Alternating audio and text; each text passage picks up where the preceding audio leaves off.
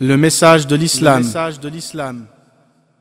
L'islam, religion de tous les prophètes. Il convient de savoir ce que signifie le mot islam. L'islam n'est pas dérivé du nom d'une personne, comme dans le cas du christianisme qui tire son nom de Jésus-Christ, du bouddhisme, d'après Gautama Bouddha, du confucianisme, d'après Confucius, ou du marxisme, d'après Karl Marx. L'islam n'est pas non plus nommé d'après une tribu, comme le judaïsme, qui tire son origine de la tribu de Juda, ou de l'hindouisme, d'après les hindous. L'islam est la religion véridique du Dieu Tout-Puissant, en arabe Allah, et en tant que tel, son nom, l'islam, représente le principe même de la religion de Dieu, la totale soumission à la volonté de Dieu. Le mot arabe islam signifie soumission ou reddition de sa volonté au seul et unique Dieu digne de culte. Et quiconque se soumet à la volonté de Dieu est appelé musulman, soumis en arabe. Le mot islam en arabe possède également le sens de paix, qui est la conséquence normale de la soumission totale à la volonté de Dieu. Ainsi, l'islam n'est pas une nouvelle religion apportée au 7e siècle en Arabie par le prophète Mohammed, paix et bénédiction d'Allah sur lui, mais seulement la vraie religion de Dieu sous sa forme finale. L'islam est la religion qui a été transmise à Adam, premier homme et premier prophète de Dieu, et ce fut la religion de tous les prophètes envoyés par Dieu à l'humanité. Le nom de la religion islam n'a pas été décidé par des générations postérieures à son avènement. Il a été choisi par Dieu lui-même et clairement mentionné dans sa révélation finale destinée aux hommes. Dans cette révélation divine, le Coran, Dieu Tout-Puissant énonce ce qui suit. وَمَنْ يَبْتَغِ غَيْرَ الْإِسْلَامِ دِينًا فَلَنْ يُقْبَلَ مِنْهُ وَهُوَ فِي الْآخِرَةِ مِنَ الْخَاسِرِينَ. Et quiconque désire une religion autre que l'islam ne sera point agréé, et il sera dans l'au-delà parmi les perdants. Et Dieu Tout-Puissant dit encore: ما كان إبراهيم يهوديا ولا نصرانيا ولكن كان حنيفا مسلما وما كان من المشركين. Abraham n'était ni juif ni chrétien. Il était entièrement soumis à Allah, c'est-à-dire musulman. Il n'était point du nombre des polythéistes. Nulle part dans la Bible vous trouverez Dieu dire aux disciples de Moïse ou à leurs descendants que leur religion est le judaïsme, ni à ceux qui ont suivi le Christ que leur religion est le christianisme. Quant à la religion de ces deux nobles prophètes, elle est définie par ce qu'ils ont enseigné à leurs disciples. Comme tous les prophètes avant eux, ils ont appelé leur peuple à se soumettre à la volonté de Dieu Tout-Puissant, qui est la signification de l'islam. Ils les ont mis en garde contre les fausses divinités. Le message de l'islam. La soumission à la volonté de Dieu représente l'essence du culte, le message de base de la religion divine de Dieu.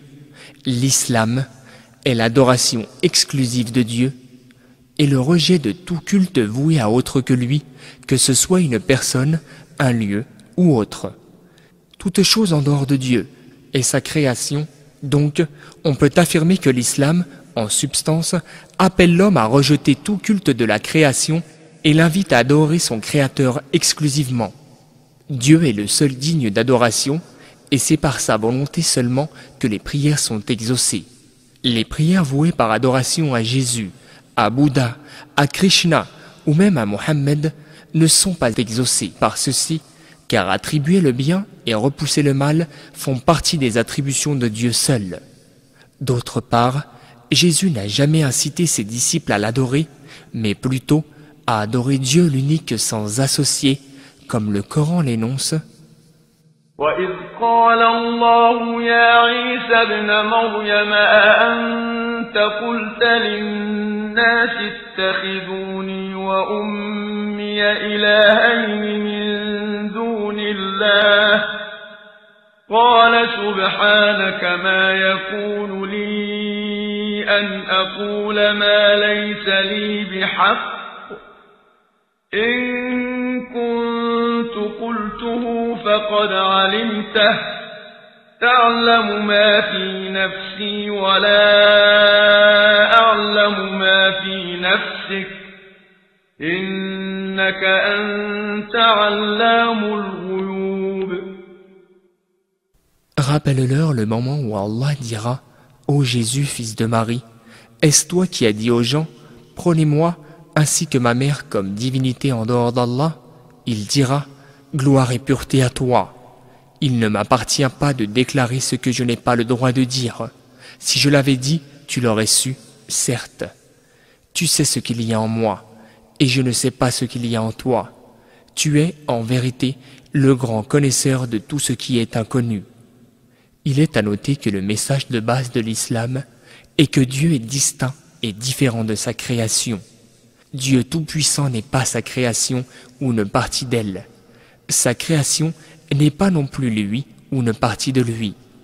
Ceci pourrait sembler évident, mais le culte de la création au lieu du Créateur par l'homme est largement dû à l'ignorance de ce concept de base. La croyance erronée que l'essence de Dieu est partout dans sa création, ou que son être est présent dans quelques aspects de sa création, sert de justification du culte de la création. Un tel culte peut s'appeler le culte de Dieu à travers sa création. Cependant, le message de l'islam, commun à tous les prophètes de Dieu, est d'adorer Dieu seul et d'éviter tout culte voué à sa création, de façon directe ou indirecte. Dans le Coran, Dieu Tout-Puissant dit clairement وَلَقَدْ بَعَثْنَا فِي كُلِّ أُمَّةٍ رَسُولًا أَنِ اعْبُدُوا اللَّهَ وَاجْتَنِبُوا الطَّاغُوتَ. Nous avons envoyé dans chaque communauté un messager pour leur dire « Adorez Dieu et écartez-vous du tarot », c'est-à-dire les faux dieux. Lorsque l'on demande à une personne « Pourquoi se prosterne-t-elle devant des idoles créées par les hommes ?»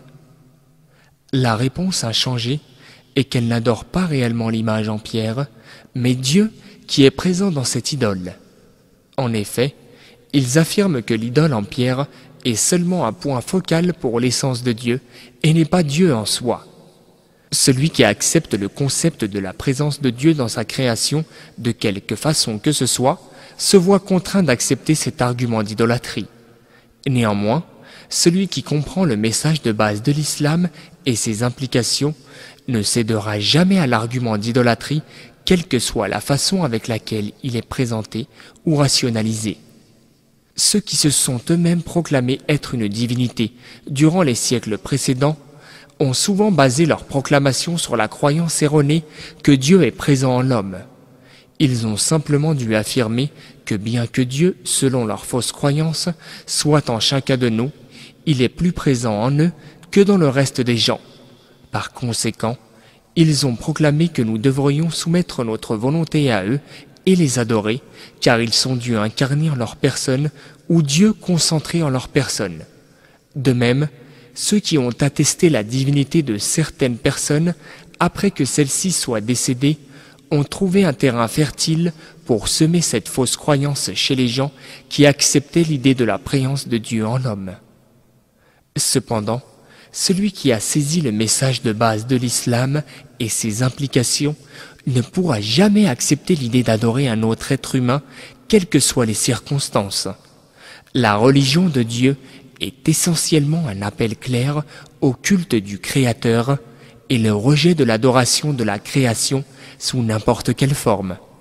C'est la signification de la devise de l'islam, la ilaha illallah, c'est-à-dire il n'y a pas de divinité digne d'être adorée si ce n'est Dieu. Celui qui prononce cette formule entre aussitôt au sein de l'islam et la croyance sincère en ce credo garantit le paradis. Ainsi, il a été rapporté que le dernier des prophètes a dit « Celui qui dit « Il n'y a pas de divinité digne d'être adorée si ce n'est Dieu, et meurt en soutenant cette croyance entrera au paradis. Comment devenir musulman? Ce qui suit est destiné à corriger certaines fausses idées répandues parmi ceux qui ont le désir de devenir musulmans, selon lesquelles il faudrait faire, entre autres, une déclaration de conversion en présence d'un ou plusieurs imams ou shir, ou bien même d'un juge, et que ce choix devrait être confirmé et validé par l'obtention d'un certificat officiel des autorités. En fait, il est primordial de corriger cette mauvaise compréhension, car aucune des conditions citées ci-dessus n'est obligatoire pour devenir musulman.